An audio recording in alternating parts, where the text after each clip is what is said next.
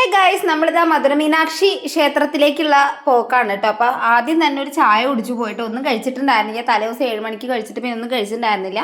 അപ്പോൾ നമ്മൾ ആദ്യം പോയി ചായയൊക്കെ കുടിച്ചിട്ട് അങ്ങനെ ഭഗവതിയെ തൊഴാന്ന് പറഞ്ഞിട്ട് നേരെ ഇതാ പോയിക്കൊണ്ടിരിക്കുകയാണ്. നമ്മുടെ സുഷ് ടീച്ചർ, രശ്മി അവരെല്ലാവരും മുന്നിൽ നടന്നുകൊണ്ടിരിക്കുന്നുണ്ട് കേട്ടോ. അപ്പോൾ ഞാനിങ്ങനെ ബാക്കിൽ ഇങ്ങനെ നടക്കുകയാണ്, കാരണം എനിക്ക് വീഡിയോ എടുക്കണ്ടേ. അപ്പോൾ അതിന് വേണ്ടി ഞാൻ ബാക്കിൽ ഇങ്ങനെ നടന്നുകൊണ്ടിരിക്കുകയായിരുന്നു. ക്ഷേത്രത്തിന്റെ ഗോപുരം മുഴുവനായിട്ട് അവിടെ കിട്ടുന്നില്ല കേട്ടോ. കാരണം എന്താണെന്ന് വെച്ച് കഴിഞ്ഞാൽ അവിടെ എന്തോ പണി നടന്നുകൊണ്ടിരിക്കുന്നതുകൊണ്ട് അവിടെ പച്ച തുണി വെച്ചിട്ട് മൂടിയിരിക്കുകയാണ്.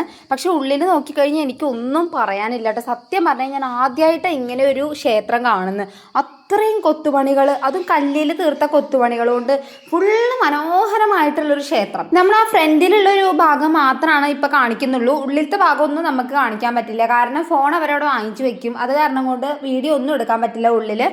അവിടെ ഒരു സ്വർണ്ണ താമരക്കുളം ഉണ്ട് കേട്ടോ. അതിൻ്റെ 4 പുറവും പടികളൊക്കെ ആയിട്ട് അവിടെ അങ്ങനെ കുറേ പേര് ഇരിക്കുന്നുണ്ട്. നല്ല രസമാണ് കേട്ടോ. അവിടെ പോവന്നെ വേണം, പോയാലാണ് ആ ഭംഗി നമുക്ക് തിരിച്ചറിയുള്ളൂ.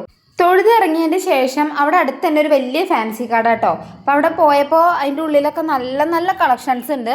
പക്ഷേ നമുക്ക് എന്താണെന്ന് വെച്ച് കഴിഞ്ഞാൽ സമയമില്ലാത്തതുകൊണ്ട് അധികം ഒന്നും വാങ്ങിക്കാൻ പറ്റിയില്ല. അങ്ങനെ നമ്മൾ ഇറങ്ങിയിട്ട് ടാക്സി നോക്കിയപ്പോൾ ടാക്സിക്കൊക്കെ ഒടുക്കത്തെ ചാർജ്. പിന്നെ ഞങ്ങൾ 5 പേരുള്ളത് കൊണ്ട് തന്നെ ഞങ്ങൾ എല്ലാവരെയും കൂടി കൊണ്ടുപോകാൻ പറ്റൂല എന്ന് പറഞ്ഞു. അപ്പോൾ അത് കാരണം കൊണ്ട് നമ്മൾ എന്ത് ചെയ്തു അറിയോ, ഓട്ടോ വിളിച്ചു.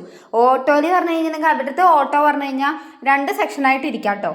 അങ്ങനെയുള്ളൊരു ഓട്ടോ ആണ്. അങ്ങനെ ഞങ്ങൾ 5 പേരും കൂടി എങ്ങനെയൊക്കെ അഡ്ജസ്റ്റ് ചെയ്തിട്ട് അവിടെ ഇരുന്നു. ഞങ്ങൾ നേരെ പോകുന്ന എവിടേക്കാണെന്ന് അറിയോ, ബസ് സ്റ്റാൻഡിലേക്ക് പോവാണ്. അവിടുന്ന് യൂണിവേഴ്സിറ്റിക്ക് പോകണം. അപ്പോൾ യൂണിവേഴ്സിറ്റിക്കുള്ള പോക്കാണ് ഞങ്ങൾ.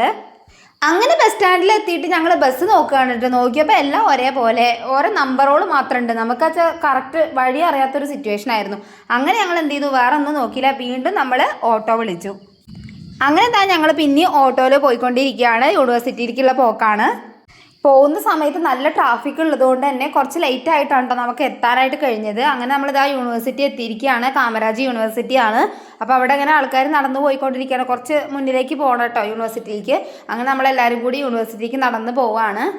അവിടുത്തെ യൂണിവേഴ്സിറ്റിയുടെ ഒരു പ്രത്യേകതയായിട്ട് എനിക്ക് തോന്നിയത്, നമ്മുടെ ഇവിടുത്തെ പോലെയല്ല കേട്ടോ. അവിടുത്തെ ഓഫീസേഴ്സിന് ഒരു ഹെഡ് വെയിറ്റും ഇല്ല. നമ്മൾ എന്ത് ചോദിച്ചാലും അവർ യാതൊരു ഹെഡ് വെയിറ്റും ഇല്ലാതെ വളരെ റെസ്പെക്റ്റോടു കൂടി നമുക്ക് പറഞ്ഞു തരുന്നുണ്ട്. അപ്പോൾ അതൊന്നെ ഒരു പ്ലസ് പോയിൻ്റാണ് കേട്ടോ.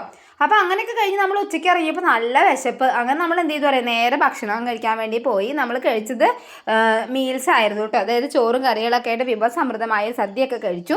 അങ്ങനെ കഴിച്ചതിന് ശേഷം നമ്മൾ നേരെ തിരിച്ച് റൂമിലേക്ക് പോവുകയാണ്. അപ്പോൾ ഇന്നത്തെ ഡ്യൂട്ടീസ് ഏകദേശം കഴിഞ്ഞു. ഇനി വൈകുന്നേരം നമുക്കൊരു ക്ഷേത്രത്തിൽ പോവാണ്ട് അതോടുകൂടി നമ്മുടെ യാത്ര അവസാനിക്കും. അപ്പോൾ ഇന്നത്തെ വീഡിയോ ഇത്രയേ ഉള്ളൂ. അപ്പോൾ എല്ലാവരും നമ്മുടെ ചാനൽ സപ്പോർട്ട് ചെയ്യുക. Thank you for watching.